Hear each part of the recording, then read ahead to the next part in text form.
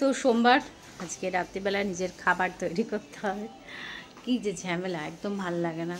তো তার জন্য আমি যে তাড়াতাড়ি করে রান্নাঘরে ঢুকে পড়েছি, কারণ আমার খাবার তৈরি করার পর আমার বরের খাবারটাও রেডি করতে হবে।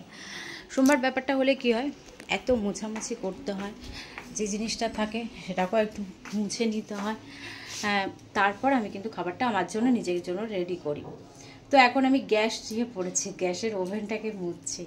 তো বলবে এখান থেকে ভিডিওটাকে আমি শুরু করি, তো তার জন্যই তোমাদেরকে একটু দেখানো হয়ে যাবে। তো চলো, একদম ক্লিন করে নিয়েছি ব্যাপারটা, এই যে একদম ক্লিন করে নিয়েছি, গ্যাস মোছা একদম চলছে। আর এই টাইলসগুলো আমি একবারে মুছে নিই, মোছার পর তারপর কি করি, এগুলোকে একটুখানি মুছে নিই, এগুলোকে একটুখানি মুছে নিই। তো চলো দেখো, সমস্ত কিছু কেটে নিচ্ছি, আর একটা আলু বাকি আছে, আলুটাকে এটা দিয়ে ছুলছিলাম, তো ভাবলাম না এইটাও তোমাদের সাথে শেয়ার করি। আর এখানে আমার মোটামুটি সব কাটা হয়ে গেছে, এর মধ্যে কুমড়ো আর আলু আছে, আর একটা আলু ছুলে নিলে হয়ে যাবে। আর এখানে দিয়ে দিয়েছি কড়াইয়ের মধ্যে কি বলে শুকনো লঙ্কা আর অল্প তেল। তো আমি সোমবার দিন এই কড়াইটা ইউজ করি, একদম অল্প করে গ্যাসটা রেখেছি, যেহেতু আমি একদিকে কাটছি আর একদিকে কিন্তু বসাচ্ছি। তো চলো তাড়াতাড়ি করে রান্নাটা বসিয়ে দিই। তরকারিটা বসিয়ে দিয়েছি, ভাবলাম যে পটল আছে আর কি আছে, ক্যাপসিকাম আছে, তো এর সাথে দেওয়া যেতেই পারে। তাহলে আমি আলু তো বেশি খাই না, আলু দিয়েছি দিইনি তা না, তো একদম সবগুলো কেটেই বসিয়ে দিলাম। আর একটু ভাজা ভাজা হবে, এর মধ্যে একটু হলুদ দেবো, আর ভাবছি লঙ্কার গুঁড়ো দিলেও দিতে পারি, নাও দিতে পারি।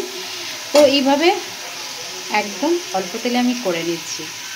এরপর যেটা করব সেটা হচ্ছে, দেখো আমার হাতে ময়দা, একদম এই ময়দাটাকে আমাকে একটু মেখে নিতে হবে। তো চলো কথা না বাড়িয়ে তরকারিটাকে একটা চাপা দিই, আর একটু হলুদের গুঁড়ো দিই, আর এই বাটিটাকে রেডি করলাম।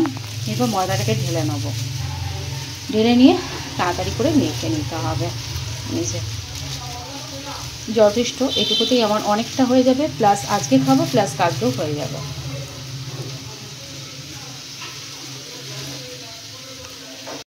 এখন প্রচণ্ড ঘাম আছে, এবার পুরোটা কমপ্লিট করে নিই, তারপর ভিডিওটাকে এন্ড করব।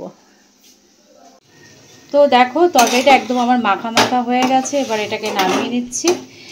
এরপর ময়দাটাও আমার মাখানো হয়ে গেছে, কমপ্লিট হয়ে গেছে। এটা আরেকটু ড্রাই হবে, তারপর এটাকে নামিয়ে নেব, আর এই বাটিটার মধ্যে আমি রাখবো।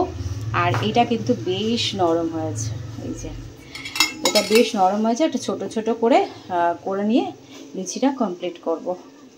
এখনকার মতন ভিডিওটা এন্ড করি, আর আমার প্রচণ্ড ঘাম হচ্ছে একদম। এবার তরকারিটাকে একটু নামিয়ে নিই, আর তরকারি রাখার দরকার নেই। যদি আজকের ভিডিওটা ভালো লেগে থাকে তো প্লিজ লাইক কমেন্ট শেয়ার করো, আর সাবস্ক্রাইব করতে ভুলো না। চলো এখনকার মতন টাটা আর গুড নাইট।